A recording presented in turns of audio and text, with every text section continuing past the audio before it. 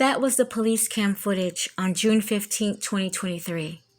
A young girl, which would later turn out to be his stepdaughter, Alexis, had managed to find her way out of the yard and make it to find help.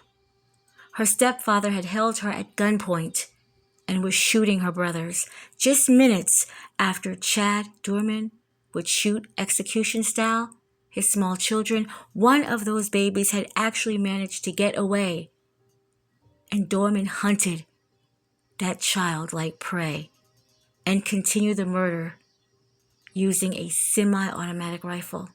What was going on? What was happening in Chad Doerman's mind? Prior to this horrific case, Doerman had a DV case after the alleged victim, Doerman's own father, failed to show up to court, and the case was dropped.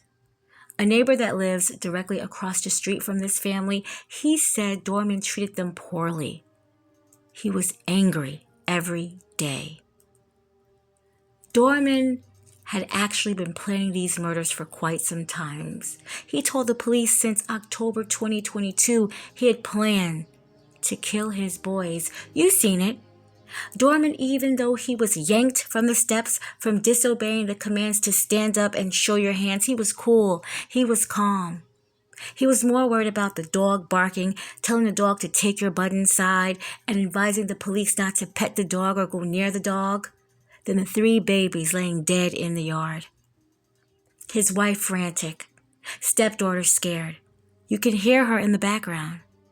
She's yelling, "They were my life." While mother and daughter watch this nightmare unfold, Doerman is on the ground, handcuffed, telling the police that he needs to stand up, that his side is bothering him. "I ain't gonna hurt you." That's what Doerman said. The 3 that he wanted to hurt, he already did.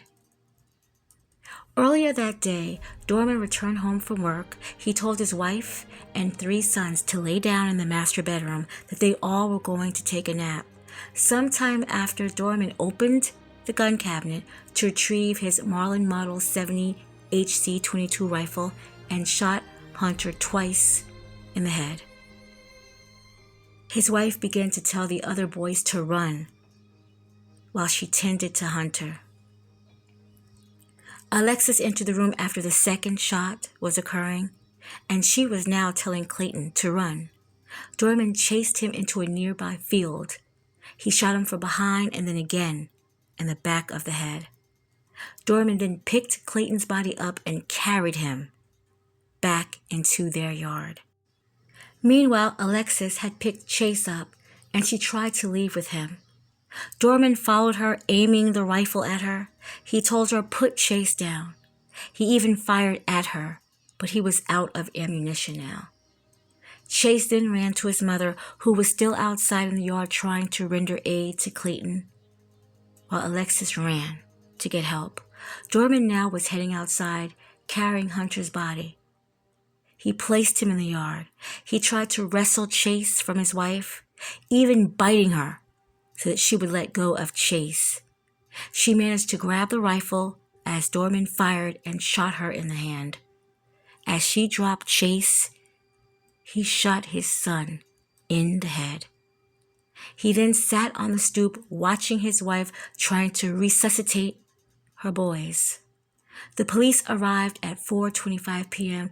to arrest Doerman, while his wife was taken to the hospital with a gunshot wound to the hand. The father of 3 was charged with 3 counts of aggravated murder, felonious assault, and kidnapping. On June 23rd, he would later plead not guilty by reasons of insanity, and his confession was thrown out and deemed inadmissible after a judge ruled the police had not properly advised him of his Miranda rights. I was afraid that there would be no justice for these boys. Was the court just going to put him in a mental institution until 30 years later he is no longer a threat and he is now out and free? The defense would say on that day of the murders that Doerman was going through some mental illness at that time, that he had snapped and killed his boys. How did he snap when this was premeditated? He said he had been planning this, and just days before Father's Day, he would act on his plan. On Friday, August 2nd, 2024, Chad Doerman, now 33 years old, appeared in front of a judge in Batavia, Ohio. He agreed to a plea deal if the death penalty was taken off the table. He had pled guilty to 3 counts of aggravated murder, killing his 3 young sons, and felonious assault against his wife and stepdaughter on the same day. The Claremont County judge sentenced Chad Doerman to 3 consecutive life terms plus 16 years for the 2 felonious assaults against his wife and stepdaughter. So he will never get out. I guess that's justice. I guess that's justice for 3 little boys who never got to grow and enjoy life and would never understand what Daddy did. Clayton 7, Hunter 4, and Chase 3. Doerman's stepdaughter Alexis and now ex-wife Laura would have their impact statements read in court. Touching, gut-wrenching, a tragedy that these 2 will have to face every day. And I will share some of that impact statement. From Alexis, who suffers from psychological harm due to that tragedy. She says, "I saw you as my dad, not my stepdad." Doerman begins to cry. "You gave me an amazing life. I will be forever grateful for the memories and the time that you spent with me.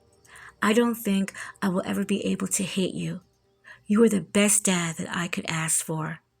She spoke about how she missed her brothers and holidays are not the same. Like Hide the Elf, no fun stuff anymore because they're gone and you took their lives. "I will never be in a million years able to forgive you for what you have done and hope you pay for your actions like you deserve, but I will never hate you." Ex-wife Laura says she still thinks about the life she once had, imagining what it would be like to see her sons grow like she hoped. Where there used to be so much laughter, happiness, noise of rowdy little boys, there is now silence and emptiness. I would do anything to push them on a swing, cover them up one more time, and hear the little way that they used to say, "I love you." All of it is gone, when I should have so much more life left with them. She says she suffers every day. "My husband I trusted with everything made a decision that has left my life forever changed. I lost my husband and my children on the same day to the same crime." The statements are sad. Unless you lost a child in that tragic way, you will never know.